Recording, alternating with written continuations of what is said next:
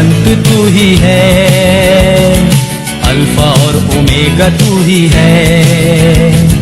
दूतों की स्तुति भी तू ही है, बुद्धि और सब ज्ञान तू ही है। यीशु तू महान है, यीशु तू अच्छा है, यीशु तू जिंदा है, यीशु तू धन्य है। दूतों की स्तुति भी तू ही है, बुद्धि और सब ज्ञान तू ही है, राजाओं का राजा तू ही है, प्रभुओं का प्रभु तू ही है, यीशु तू महान है, यीशु तू अच्छा है, यीशु तू जिंदा है, यीशु तू धन्य है।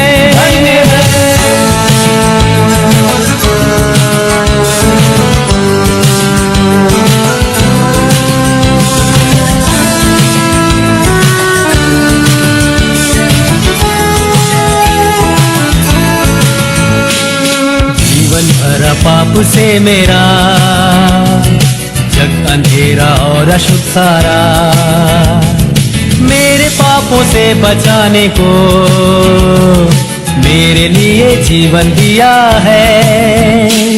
यीशु तू महान है, यीशु तू अच्छा है, यीशु तू जिंदा है, यीशु तू धन्य है। दूतों की स्तुति भी तू ही है, बुद्धि और सब ज्ञान तू ही है, राजाओं का राजा तू ही है, प्रभुओं का प्रभु तू ही है, यीशु तू महान है, यीशु तू अच्छा है, यीशु तू जिंदा है, यीशु तू धन्य है।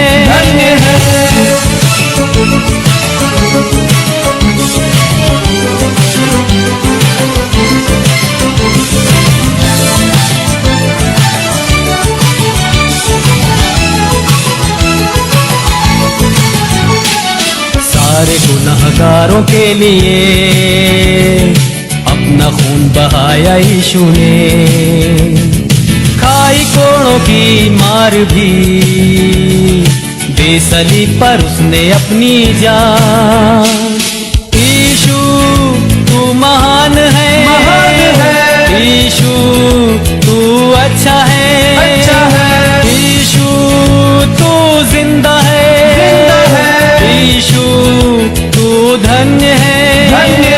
दूतों की स्तुति भी तू ही है, बुद्धि और सब ज्ञान तू ही है, राजाओं का राजा तू ही है, प्रभुओं का प्रभु तू ही है, यीशु तू महान है, यीशु तू अच्छा है, यीशु तू जिंदा है, यीशु तू धन्य है।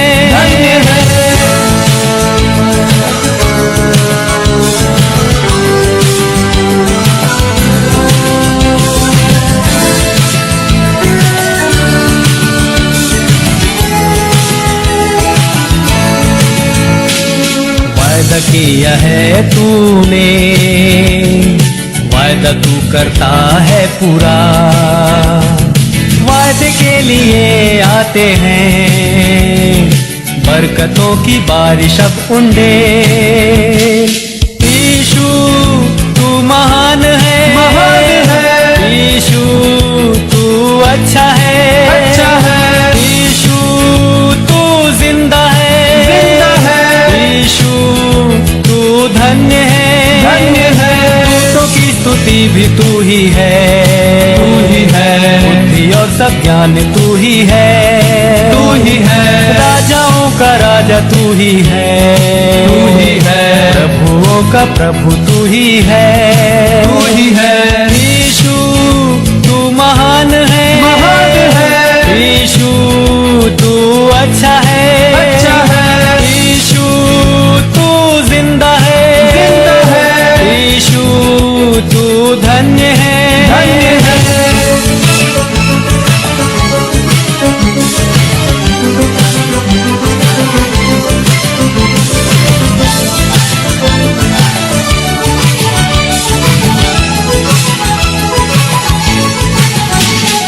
न्याय करने आने वाला है, न्याय के साथ राज करने को, धर्मियों को लेकर न्याय से सिंहासन पर राज करेगा। यीशु तू महान है, महान है। यीशु तू अच्छा है, अच्छा है। यीशु तू जिंदा है, जिंदा है। यीशु तू धन्य है, धन्य है। दूतों की स्तुति भी तू ही है, तू ही है। बुद्धि और सब ज्ञान तू ही है, तू ही है। राजाओं का राजा तू ही है, तू ही है। प्रभुओं का प्रभु तू ही है, तू ही है। यीशु तू महान है, महान है। यीशु तू अच्छा है, अच्छा है। यीशु तू जिंदा है, जिंदा है। यीशु तू धन्य है, धन्य है। दूतों की स्तुति भी तू ही है, तू ही है। बुद्धि और सब ज्ञान तू ही है, तू ही है। राजाओं का राजा तू ही है, तू ही है। प्रभुओं का प्रभु तू ही है, तू ही है। यीशु तू महान है, महान है। यीशु तू अच्छा है, अच्छा है। यीशु तू जिंदा है, जिंदा है। यीशु तू धन्य है, धन्य है। यीशु तू महान है, महान है। यीशु तू अच्छा है, अच्छा है। यीशु तू जिंदा है, जिंदा है। यीशु तू धन्य है, धन्य है। यीशु तू महान है, महान है। यीशु तू अच्छा है, अच्छा है। यीशु तू जिंदा है, जिंदा है। यीशु तू धन्य है, धन्य है।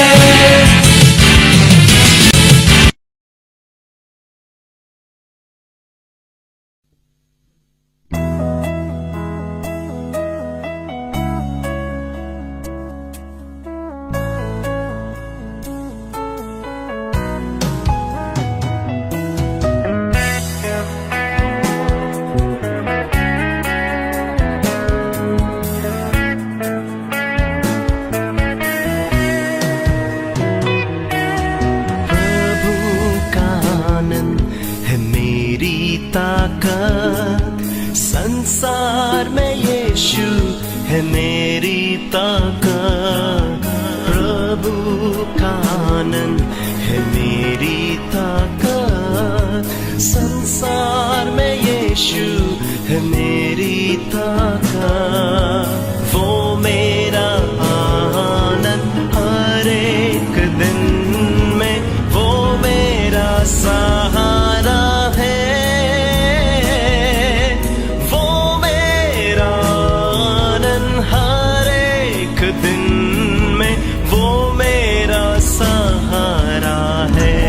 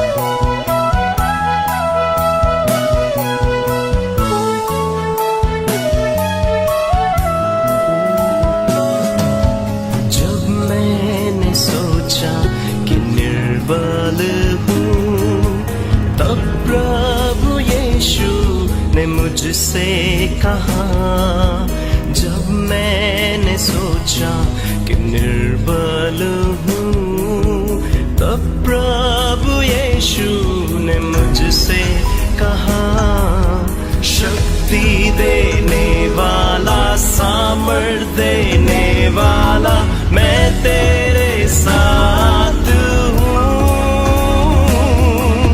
शक्ति देने वाला, सामर्थ देने वाला, मैं तेरे साथ हूँ। Hallelujah, hallelujah, hallelujah, hallelujah, hallelujah, hallelujah, hallelujah.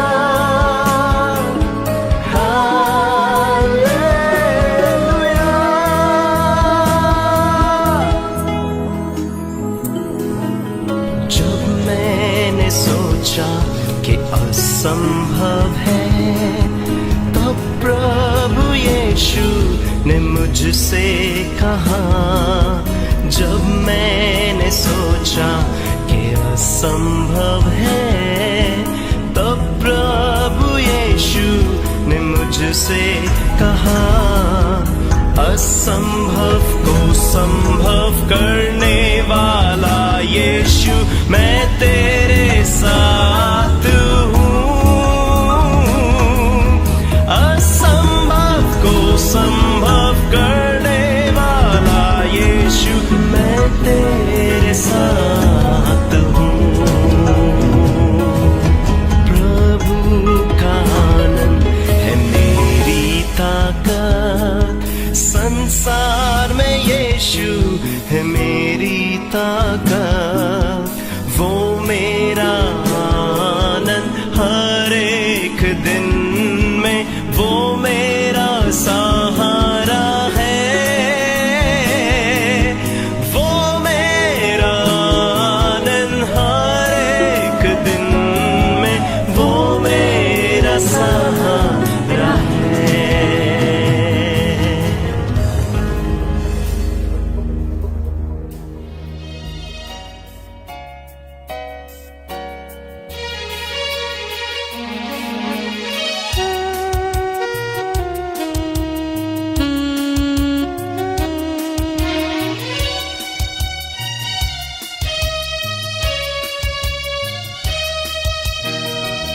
भरपूर जीवन तेरे लिए,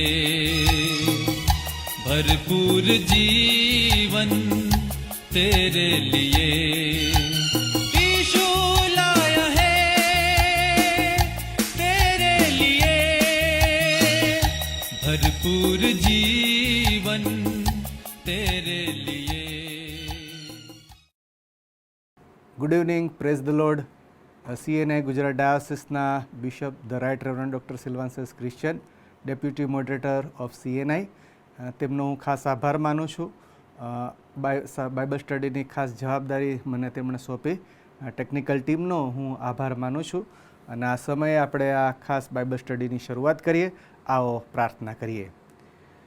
જીવનના સ્વામી અમારા પ્રભુ ને અમારા માલિક, સાંજના સમયના માટે તમારો આભાર માનીએ છીએ. CNI ગુજરાત ડાયોસિસ દ્વારા પ્રભુ બાઇબલ અભ્યાસની આ વ્યવસ્થામાં અત્યાર સુધી તમે આશીર્વાદો આપ્યા અને પ્રભુ તમારા વચનોનું મનન કરીને વિશ્વાસમાં અભિવૃદ્ધિ આપી છે અને તે સર્વને માટે તમારો આભાર માનતા આજના બાઇબલ સ્ટડીના પ્રભુ અમે તમારા હાથમાં મૂકીએ છીએ. આજની બાઇબલ સ્ટડી એ અમારા વિશ્વાસને માટે, અમારા જીવનને માટે આશીર્વાદનું કારણ બને તેના માટે પ્રાર્થના કરીએ છીએ. પ્રભુ આ અભ્યાસ જેઓ કરી રહ્યા છે તેઓને માટે, સાંભળી રહ્યા છે તેઓને માટે પ્રાર્થના કરીએ છીએ. પ્રભુ દયા કરો, પવિત્ર આત્મા મદદ કરો અને તેની અસરો ઉપજાવો, એવી અમારી પ્રાર્થના પ્રભુ ઈસુના નામમાં. આમેન. પવિત્ર શાસ્ત્ર બાઇબલમાંથી પ્રભુના વચનોનું વાંચન કરીએ. જૂના કરારમાં બીજું કાળ વૃત્તાંતનું પુસ્તક, તેનો 34મો અધ્યાય અને તેના પ્રથમ 6 વચનો આપણે વાંચીએ તથા સાંભળીએ. જૂના કરારમાં કાળ વૃત્તાંતનું પુસ્તક તેનો 34મો અધ્યાય અને તેના પ્રથમ 6 વચનો, બીજું કાળ વૃત્તાંત 34 1થી 6 વચનો. પ્રભુનું વચન આ પ્રમાણે લખવામાં આવ્યું છે. યોશિયા રાજ કરવા લાગ્યો ત્યારે તે 8 વર્ષનો હતો. તેણે 31 વર્ષ સુધી યરૂશાલેમમાં રાજ કર્યું. તેણે યહોવાની દૃષ્ટિમાં જે યથાર્થ હતું તે કર્યું. તે પોતાના પૂર્વજ દાઉદને માર્ગે ચાલીને તેની જમણી કે ડાબે પડખે ખસ્યો નહીં. તેના રાજ્યને 8મે વર્ષે તે હજી તો કિશોર અવસ્થામાં હતો. એટલામાં તો તેણે પોતાના પિતા દાઉદના દેવની ઉપાસના કરવા માંડી. 12મે વર્ષે ઉચ્ચ સ્થાનો તથા અશિરેમ મૂર્તિઓ, કોરેલી મૂર્તિઓ તથા ઢાળેલી મૂર્તિઓને દૂર કરીને યહૂદિયા તથા યરૂશાલેમને તે શુદ્ધ કરવા લાગ્યો. લોકોએ તેની સમક્ષ બાયલની વેદીઓ તોડી પાડી. જે સૂર્ય મૂર્તિઓ તેઓના ઉપર હતી તેઓને તેણે કાપી નાખી. અશેરીમ મૂર્તિઓ, કોરેલી મૂર્તિઓ તથા ઢાળેલી મૂર્તિઓનો તેણે ભાંગીને ભૂકો કરી નાખ્યો. અને તેઓની આગળ જેઓએ યજ્ઞ કર્યા હતા તેઓની કબર આગળ, તેઓની કબરો પર તે ભૂકો વેર્યો. તેણે તેઓની વેદીઓ ઉપર યાજકોના હાડકાં બાળ્યા. આ પ્રમાણે તેણે યહૂદિયાને તથા યરૂશાલેમને શુદ્ધ કર્યા. મનાશે, એફ્રાઈમ તથા સિમિયોનના નગરોમાં અને છેક નફ્તાલીમ સુધી તેઓની આસપાસના ખંડેરોમાં તેણે એમ જ કર્યું. આ પ્રભુનું વચન છે. જૂના કરારની અંદર જુદા જુદા રાજાઓની વાત આપણે વાંચીએ છીએ અને આ રાજાઓનું યોગદાન બાઇબલના ઇતિહાસની અંદર, ઇઝરાયલના ઇતિહાસની અંદર બહુ મહત્ત્વ ધરાવે છે. મુખ્ય 3 રાજાઓ શાઉલ, દાઉદ અને સુલેમાન. ત્યાર પછી રાજ્યના 2 ભાગ પડી ગયા સુલેમાન રાજાના સમય પછી, ઉત્તરનું રાજ્ય, દક્ષિણનું રાજ્ય. અને આ બંને રાજ્યોની અંદર જુદા જુદા રાજાઓએ જે કાર્ય કર્યું છે તેની વિસ્તૃત નોંધ રાજાઓના પુસ્તકમાં, કાળ વૃત્તાંતના પુસ્તકની અંદર આપણે વાંચીએ છીએ. આજે યોશિયાના પાત્ર વિશે આપણે સમજવા માગીએ છીએ. યોશિયાના જીવન વિશે, તેની મહત્ત્વની બાબતો વિશે જ્યારે આપણે વાંચીએ છીએ, જ્યારે આપણે અભ્યાસ કરીએ છીએ ત્યારે આપણને ખ્યાલ આવે છે કે યોશિયા એક સફળ આત્મિક રાજા તરીકે કેવો સફળ થાય છે, કેવી રીતે એણે કાર્ય કર્યું. અને યોશિયાના પાત્રને સમજવા પ્રભુ આપણને કૃપા આપે છે. ત્યારે આવો આ મહત્ત્વના રાજાના કાર્યોને, તેના જીવનને, તેની જુદી જુદી ખૂબીઓને માટે આપણે અભ્યાસ કરીએ. રાજાઓમાંથી એક ખાસ સંદેશ આપણને મળે છે. આ રાજાઓના જીવનની કેટલીક લાક્ષણિકતાઓ બતાવવામાં આવી છે અને તેમના જીવનના મહત્ત્વના પાસાઓની બહુ જ મોટી અસર એ સમયે એમના રાજ્યમાં અને સમગ્ર ઇઝરાયલના ઇતિહાસની અંદર આપણે જોઈ શકીએ છીએ. યોશિયાના નામનો અર્થ દેવે સાજાપણું આપ્યું છે એવો થાય છે. દેવે મદદ કરી છે એવો તેનો અર્થ પણ થાય છે. યોશિયા યહૂદિયાનો 16મો રાજા હતો અને તેના શાસનકાળનો સમય ઈસવીસન પૂર્વે 640 થી 608નો હતો. અર્થાત તેણે 31 વર્ષ સુધી યરૂશાલેમમાં રાજ કર્યું. યોશિયાએ તેના પરદાદા હિઝકિયાનું જીવન જોયું નહોતું, છતાં તેના જીવન પર તેની બહુ જ મોટી અસર હતી પરદાદાઓની. અને એને કારણે આત્મિક અસરો એના જીવનની અંદર, એના કાર્યની અંદર આપણે જોઈ શકીએ છીએ.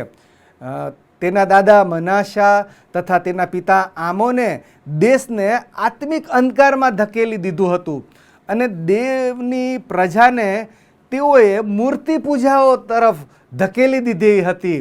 તેઓ આત્મિક અધપતન તરફ પ્રજાને લઈ ગયા હતા. પરંતુ યહૂદિયાના અંતિમ સમયમાં આત્મિક જાગૃતિનું કાર્ય એ યોશિયાના સમયમાં થયું અને એની શરૂઆત આપણે જોઈએ છે. યહૂદિયાના અંતિમ સમય હતો કે જ્યારે આત્મિક જાગૃતિ અને ધર્મ સુધારણાનું કાર્ય યોશિયાના સમયની અંદર થયું. યોશિયાના આત્મિક જીવનની નોંધપાત્ર બાબતો જે દેખાઈ આવે છે તે તો એ કે તે 8મા વર્ષની અંદર રાજા બને છે. 16મા વર્ષમાં એનું આત્મિક જીવન કિશોર અવસ્થાની અંદર, ટીન્સની અંદર એ પોતાના જીવંત ઈશ્વરની ઓળખ તેના જીવનની અંદર આપણે જોઈ શકીએ છીએ. અને આ રીતે આપણે વાંચીએ છીએ તે પ્રમાણે યોશિયા એ કિશોર અવસ્થામાં હતો એટલામાં તેણે પોતાના પિતા દાઉદના દેવની ઉપાસના કરવા માંડી. અને લખવામાં આવ્યું છે 12મે વર્ષે ઉચ્ચ સ્થાનો તથા અશેરી મૂર્તિઓ, કોરેલી મૂર્તિઓ તથા ઢાળેલી મૂર્તિઓ દૂર કરીને યહૂદિયા તથા યરૂશાલેમને તે શુદ્ધ કરવા લાગ્યો.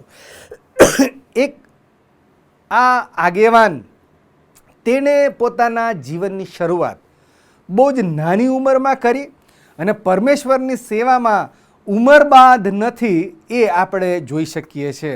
અને જેઓએ ઈશ્વરની સેવા પાછળ ચાલવાનો નિર્ધાર કર્યો છે, ઈશ્વર એમના જીવનને બહુ શરૂઆતથી જ ઉપયોગમાં લે છે.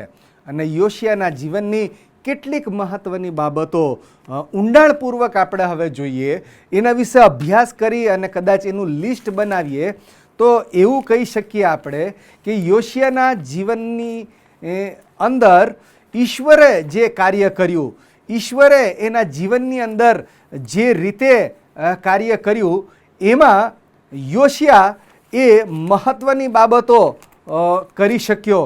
અને એના જીવનની અંદર આપણે જોઈએ છે કે આત્મિક જાગૃતિનું કાર્ય તેણે કર્યું. અને આ એના જીવનની મહત્ત્વની આંખ આગળ આપણે જોઈ શકીએ એ પ્રમાણેની બાબત એના જીવનમાં જોઈએ છે. અને લખવામાં આવ્યું છે તે પ્રમાણે યોશિયાના જીવનની અંદર યોશિયાએ ભૂતકાળના રાજાઓ તથા તેની આસપાસના વિદેશી રાજ્યમાં કાર્ય કરતા રાજાઓનું અનુકરણ ન કર્યું તેણે, પણ ઈશ્વરની દૃષ્ટિમાં જે સારું હતું, તેણે યહોવાની દૃષ્ટિમાં જે યથાર્થ હતું તે તેણે કર્યું.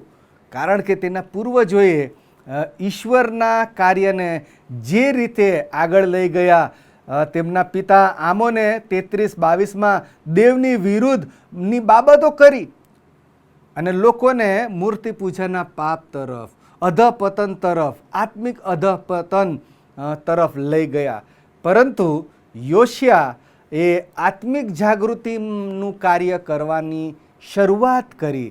તેણે અશિરેમ મૂર્તિઓ, આપણે વાંચ્યું તે પ્રમાણે કોરેલી મૂર્તિઓ, ઢાળેલી મૂર્તિઓ, આ બધા મૂર્તિ પૂજાના પાપની અસર એ યહૂદિયાના રાજ્યકાળની અંદર થતું હતું. પ્રજાઓ પર એની અસર થતી હતી. આત્મિક રીતે, સામાજિક રીતે, આર્થિક રીતે, નૈતિક રીતે આ અસરો થાય છે.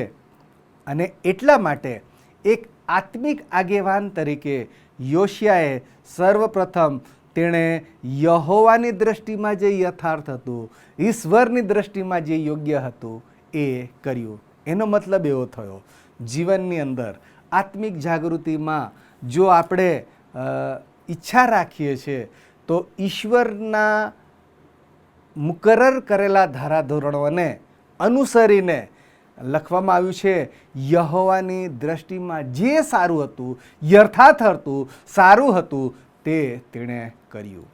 બીજી એની સિદ્ધિ કે લાક્ષણિકતા કહી શકીએ એ તો યહોવાની ઉપાસના કરી, ઈશ્વરની આરાધના કરી.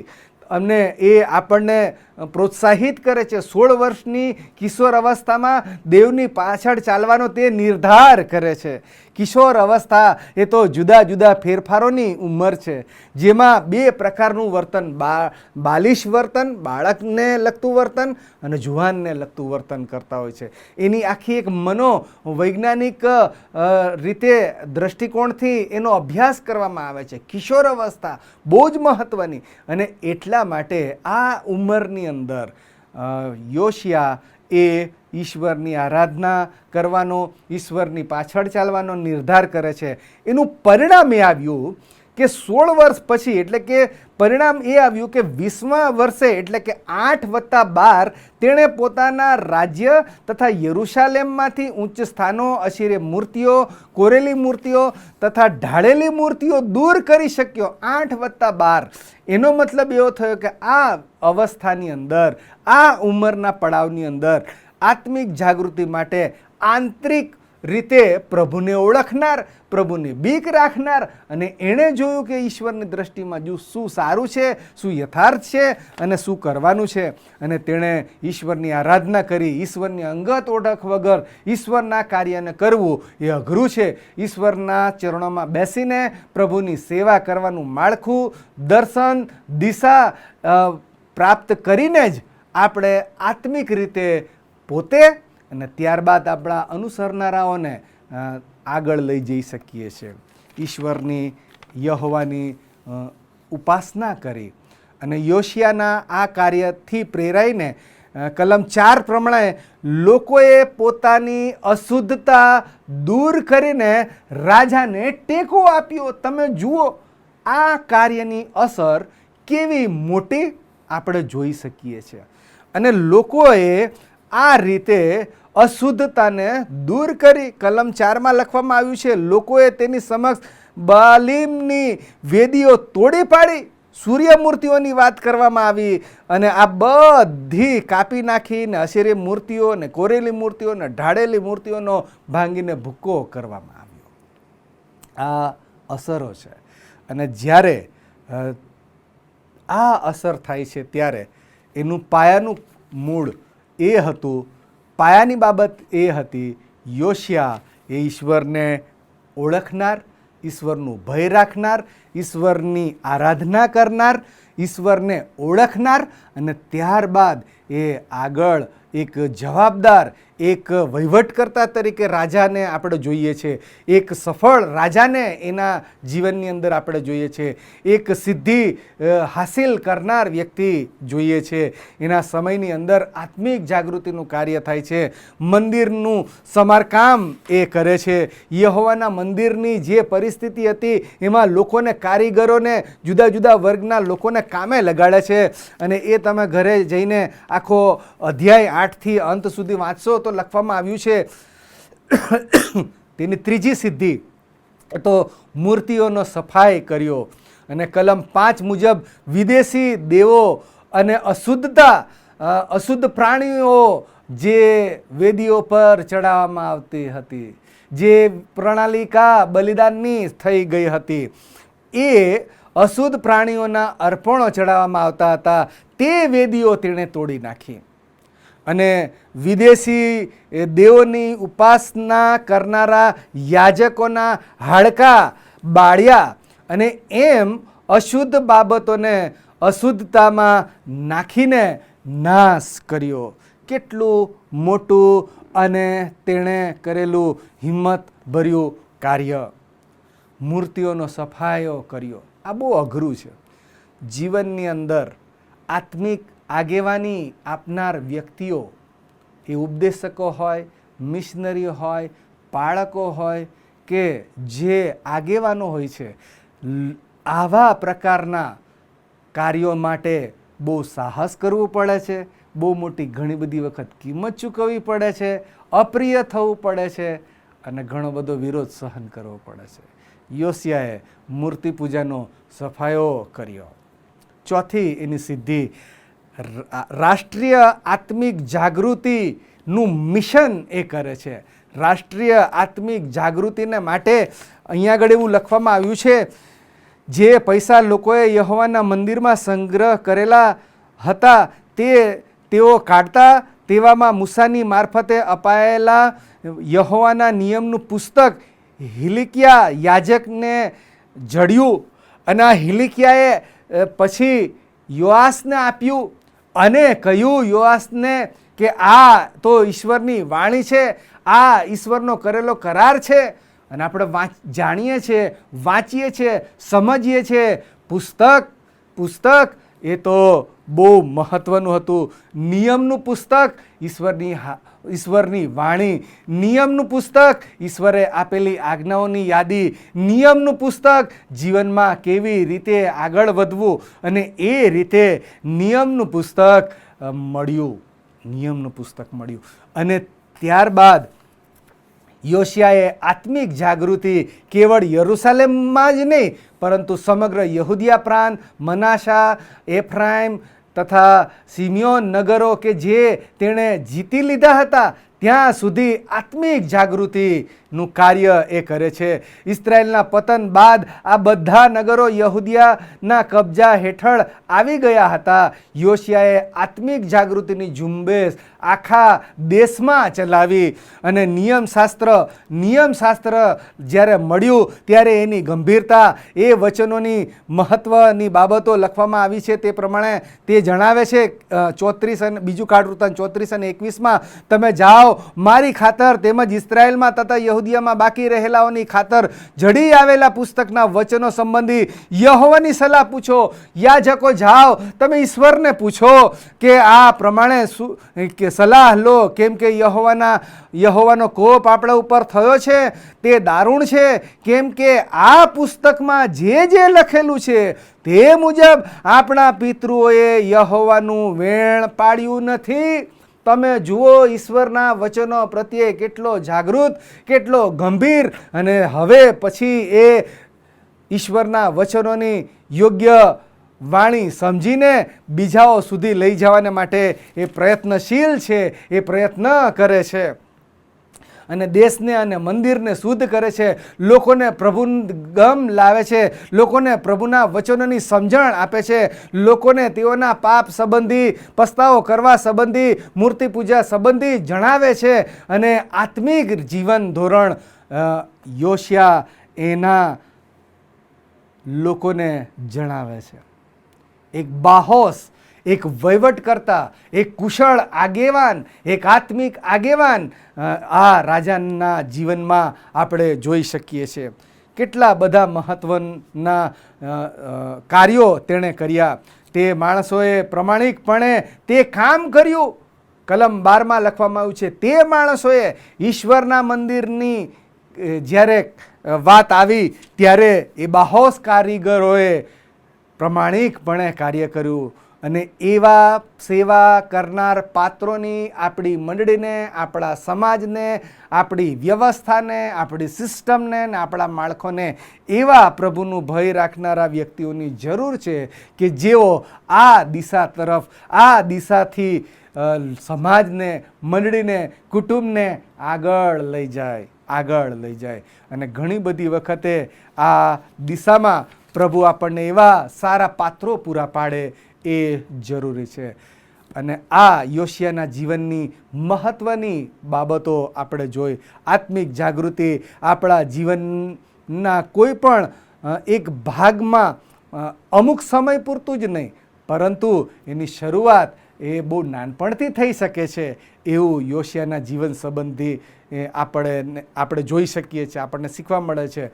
અને સમગ્ર જીવન દરમિયાન દરેક પાસાઓમાં એણે એક કુશળ રાજા તરીકે, આત્મિક આગેવાન તરીકે, જવાબદાર વ્યક્તિ તરીકે, વહીવટકર્તા તરીકે, લોકોના જીવન સાથે, પ્રજાના જીવન સાથે, એમના સામાજિક જીવન સાથે, એમના આર્થિક જીવન સાથે, એમના આત્મિક જીવન સાથે, એમના પારિવારિક જીવન સાથેની સૌથી મહત્ત્વની જવાબદારી એક સફળ રાજા તરીકે યોશિયાએ અદા કરી. અને એના જીવન વિશે આપણે વાંચીએ છીએ ત્યારે ખ્યાલ આવે છે કે કેટલો સફળ રાજા આ ઇઝરાયેલના ઇતિહાસમાં રહ્યો. એના વિશે લખવામાં આવ્યું છે બીજું કાળવૃત્તાંત 34 અને અંતમાં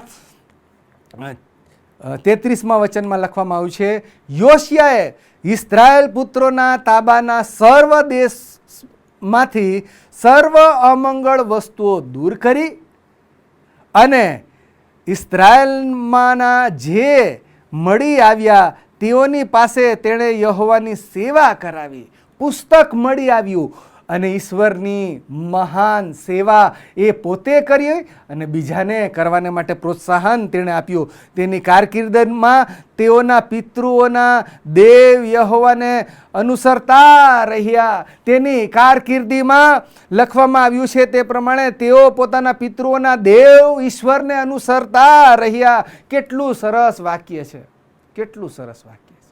અનુસરતા રહ્યા. આ પ્રજાની સફળતા, આ પ્રજાનો આશીર્વાદ, આ ઈશ્વરનો આશીર્વાદ પ્રજાઓ તરફ આપણે જોઈ શકીએ છીએ. We need this type of leader in our society, in our church. આપણા સમાજની અંદર, આપણી મંડળીની અંદર, આપણા માળખાની અંદર આવા યોશિયાની જરૂર છે.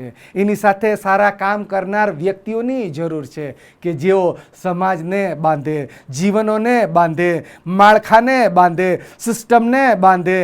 અને એમ પ્રભુના મહિમાને માટે કદાચ એવું કહી શકાય કે તેઓ દેવને અનુસરતા રહ્યા, તેઓ દેવને અનુસરતા રહ્યા. આ યોશિયાની કારકિર્દીનું સૌથી મહત્વનું કથન કદાચ કહી શકીએ. આપણા જીવનને માટે, આપણા કાર્યોને માટે, આપણી આત્મિક આગેવાનીને માટે, આપણી સામાજિક આગેવાનીને માટે, વહીવટી બાબતોને માટે ઈશ્વરને અનુસરતા રહ્યા. તેઓએ સારું કાર્ય કર્યું છે, તેઓએ ઈશ્વરની બીક રાખીને કાર્ય કર્યું છે, તેઓએ જીવનો બાંધવાનું કાર્ય કર્યું છે. એવું આપણા માટે કહેવામાં આવે તો કેટલું સારું. અને એ બધામાં વ્યક્તિગત યશ ન લેતા બધો જ શ્રેય પ્રભુને આપણે આપીએ છીએ.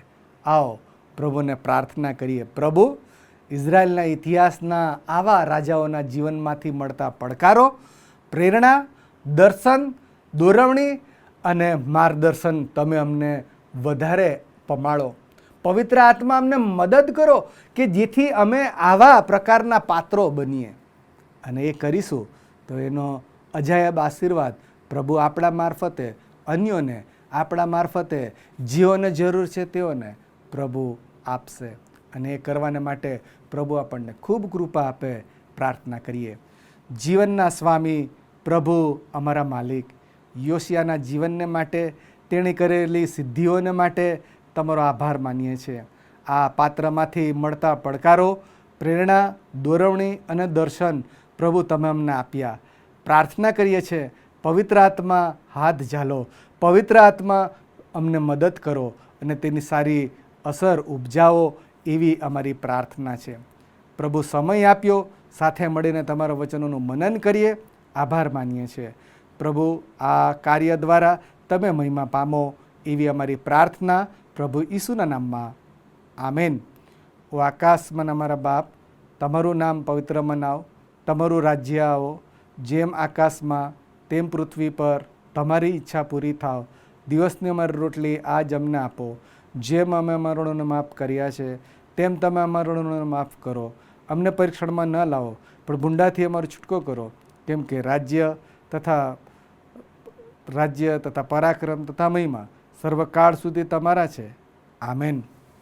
હવે આપણા તારનાર પ્રભુ ઈસુ ખ્રિસ્તની કૃપા, દેવ બાપનો પ્રેમ, પ્રભુ પવિત્ર આત્માની દિવ્ય સંગત આપણી સાથે તથા તેમના નામ પર વિશ્વાસ કરનાર તમામ લોકોની સાથે અને વિશેષ કરીને બાઇબલ સ્ટડીમાં જોડાનાર તમામ વ્યક્તિઓની સાથે હમણાંથી તે સદા સર્વકાળ સુધી હોજો.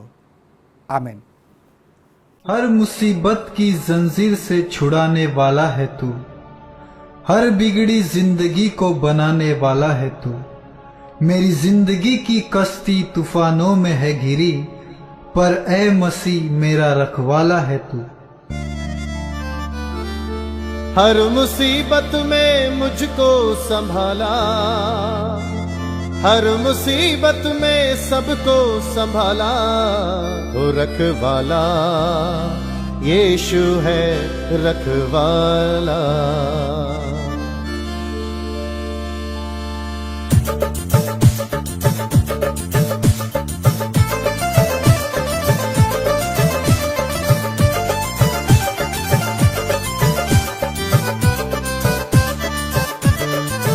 रखवाला यीशु है रखवाला.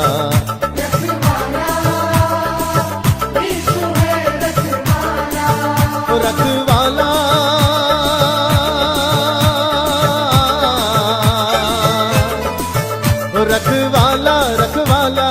रखवाला, ओ रखवाला, यीशु है रखवाला।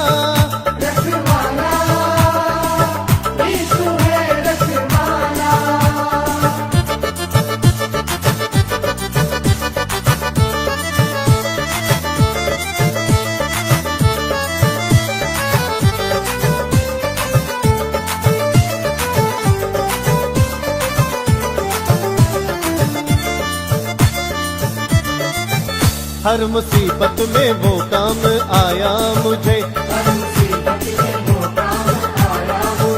मरते मरते यीशु ने बचाया मुझे, मरते मरते यीशु ने बचाया मुझे। रखवाला यीशु है रखवाला, ओ रखवाला यीशु है रखवाला, ओ रखवाला।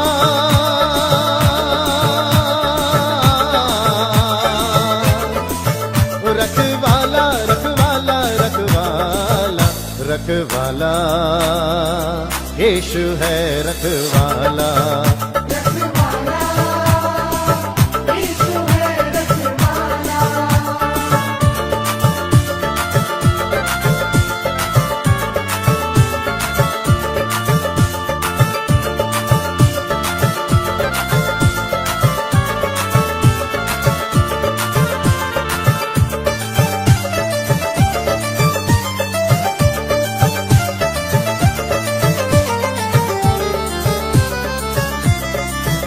जब मसीहा का दीदार हो जाएगा,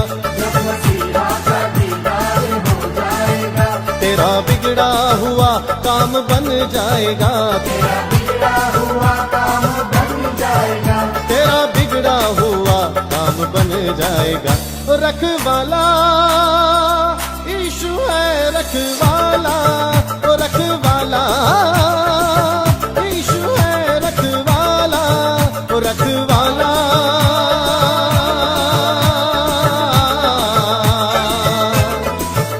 रखवाला रखवाला रखवाला रखवाला यीशु है रखवाला।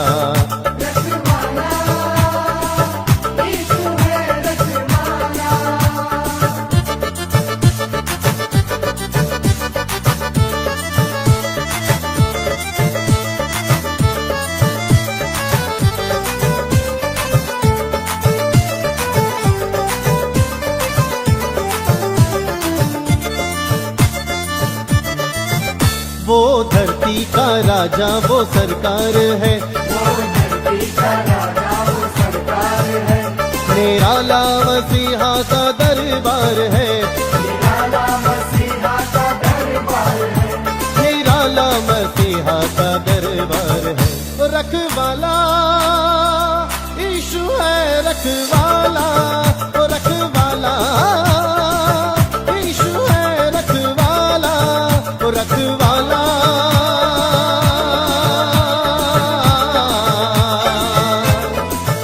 रखवाला रखवाला रखवाला रखवाला यीशु है रखवाला, ओ रखवाला यीशु